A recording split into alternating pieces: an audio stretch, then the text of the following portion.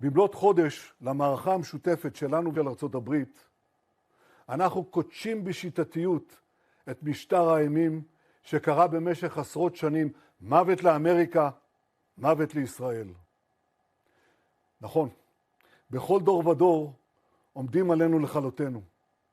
וגם בדור הזה, משטר האייתולות עשה מאמץ אדיר לכלות אותנו, להשמיד אותנו, להשתלט על המזרח התיכון, לאיים על העולם כולו.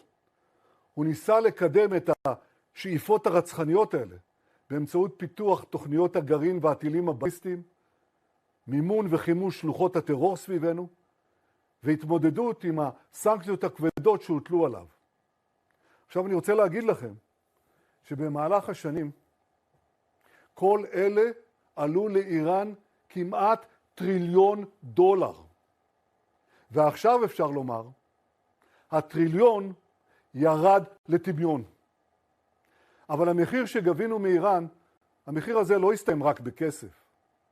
ברוח חג הפסח הקרוב אלינו, הנחתנו מתחילת מלחמת התקומה 10 מכות על ציר הרשע.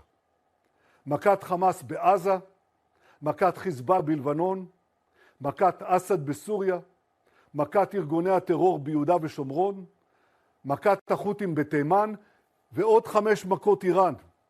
מכת הגרעין, מכת הטילים, מכת תשתיות המשטר, מכת כוחות הדיכוי, ומכת בכורות, או במקרה שלנו, מכת בכירים. מהרודן חמינאי, דרך מדעני הגרעין, בואכה רבי המרצחים של משמרות המהפכה והבסיס, שלא לדבר קודם לכן, על נסראללה, הנייה, דף, סינואר, ועוד ועוד ועוד.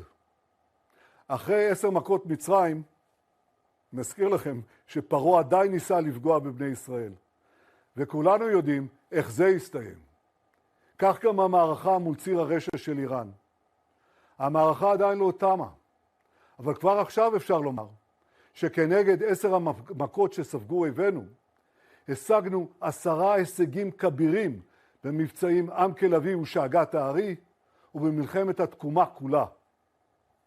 והנה, 1, יצרנו היפוך אסטרטגי. לפני 2 המבצעים, איראן ביקשה לחנוק אותנו. היום אנחנו חונקים אותה. משטר האייתולות באיראן חלש מאי פעם, ומדינת ישראל חזקה מאי פעם. 2, הערנו את העולם לסכנה שאיראן מהווה לאנושות כולם. לפני המבצעים, רוב העולם לא שאל האזהרות שלנו. אני רוצה להגיד לכם, אני דיברתי עם מנהיגים במזרח התיכון בפגישות סודיות וגלויות, דיברתי עם מנהיגי אירופה, דיברתי גם עם מנהיגים בארצות הברית, עם נשיאים של ארצות הברית. הם לא הפנימו את הסכנה. היום אין מי שלא מבין את גודל הסכנה. יש כאלה שאומרים לי בשיחות פרטיות, ראש הממשלה, אנחנו מבינים. אנחנו מפחדים לומר את זה, אבל אנחנו מבינים. ויש כאלה שאומרים, אנחנו מבינים, וברוך השם גם פועלים. 3, לפני המבצעים, נלחמנו לבד נגד איראן. היום אנחנו נלחמים כתף אל כתף עם ארצות הברית, בשיתוף פעולה היסטורי חסר תקדים בין הנשיא טראמפ לביני, ובין צבא ארצות הברית וצבא הגנה לישראל.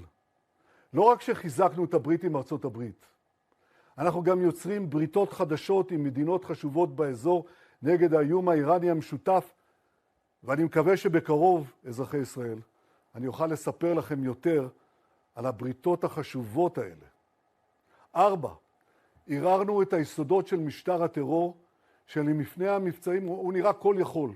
היום, בעקבות עם כלביא והמחאה האדירה באיראן שבאה בעקבותיו, ובעקבות מכות המחץ על איראן, שהנחתנו עליהם בשאגת הארי, אנחנו זעזענו את המשטר הזה. ואני אומר לכם, שבמוקדם או במאוחר, סופו ליפול. היינו חייבים לפעול, ופעלנו. 6, שברנו את כוחם של צבאות הטרור של איראן, שהקיפו אותנו בטבעת חנק.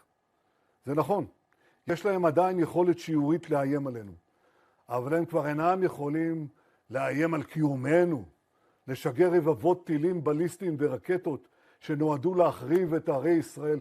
ואני זוכר לפני שיצאנו למלחמת התקומה, דיברו על 150,000 רקטות וטילים, ואלפי טילים של חמאס, וכל אלה היו אמורים להפוך את ערי ישראל, את תל אביב, ירושלים, חיפה ובאר שבע, לאיי חורבות. זה כבר לא יקרה. 7. ביססנו רצועות ביטחון עמוק מעבר לגבולותינו. בעזה, למעלה ממחצית שטח הרצועה. בסוריה, מכתר החרמון ועד הירמוך. ובלבנון, באזור חיץ נרחב, שמסכל את איום הפלישה ומרחיק את איום ירי טילי הנ"ט על יישובינו. 8. שינינו את תפיסת הביטחון שלנו. אנחנו אלה שתוקפים ויוזמים, ואנחנו אלה שמפתיעים את אויבינו. 9. הוכחנו שמערכת ההגנה האווירית שלנו היא המערכת הטובה ביותר בעולם. ואני רוצה לספר לכם, כל כך הרבה מדינות פונות אלינו ומבקשות את עזרתנו, כי הם יודעים שאנחנו מספר 1 בהגנה וגם מספר 1 בהתקפה. 10. הראינו את החוסן המופלא של עם ישראל וגם של כלכלת ישראל, שבזמן מלחמה שוברת שיאים.